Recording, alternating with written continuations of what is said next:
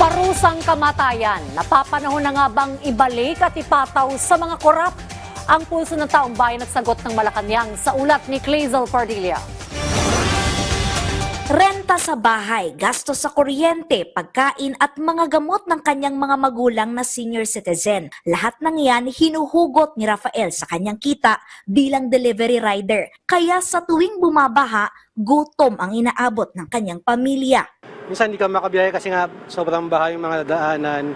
Tapos may posibilidad na masira din yung motor pagka nilusong sa baha. Ano pong ibig sabihin para sa inyo kapag hindi kayo nakakabiyahe? Walang kita, walang income, ganun.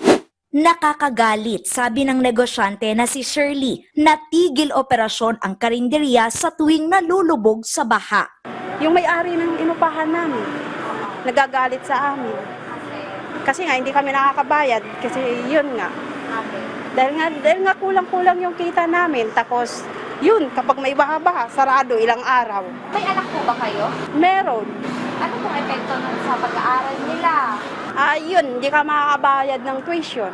Sa harap ng investigasyon sa bilyon-bilyon piso umanong korupsyon sa mga proyekto kontra baha na kinasasangkutan umano ng ilang kontraktor at opisyal ng gobyerno, itinutulak ang muling pagpapatupad ng parusang kamatayan.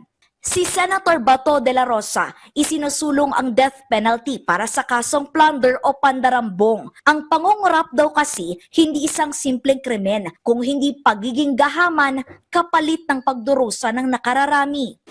Si Senator Erwin Tulfo, inihain ang panukalang batas na layong doblehin ang sintensya ng mga opisyal at kawani ng gobyerno na mapatutunayang nangurap sa kaba ng bayan mula 6 hanggang 15 taon, target itaas hanggang 30 taon ang kulong sa mga sangkot sa katiwalian. Ang paglilingkod daw kasi sa taong bayan dapat ginagawa ng tapat at may integridad.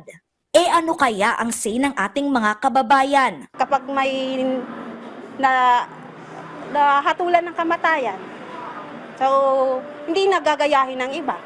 Deserve naman nila eh, nagnanakaw sila eh. Pag napatunayan, yan, i-line up na kagad sa sa bitay para mabuwasan sila, ang dami nila eh. Hindi ka naawa? Hindi, ba't naawa pa sila sa atin? Hindi naman, di ba? Depende sa kagaya nung sa milyon lang, huwag mo naman bitayin yun. Ano na lang, putulan na lang pa kamay. Sabi ng Malacanang, ang panukalang parusang kamatayan, kailangan munang pag-aralang mabuti. Dapat daw kasi masigurong mahusay na umiiral ang justice system. Dapat pong aralin to dahil hindi lamang po ito bigla-biglang sinasabi na dapat nandiyan na ang death penalty. Inaaral mabuti dahil po dapat malinis, mabuti, maging maayos. Itong tinatawag nating 5 pillars of criminal or justice system rather. 5 pillars of justice system. Dapat mawala sa impluwensya ng mga Pilipino yung mga nakaraang pangyayari kung saan may nag-admit na sila ay sanay gumawa ng intriga at magplanta ng ebidensya. Paano kung ang inosente? Una nang iginiit ng Catholic Bishops' Conference of the Philippines, hindi sagot ang kamatayan sa katiwalian. Ang kailangan, reforma sa hustisya, pagprotekta sa may hirap at pagpapanagot sa tunay na may sala. Clazel Pardilla para sa Pambansang TV sa Bagong Pilipinas.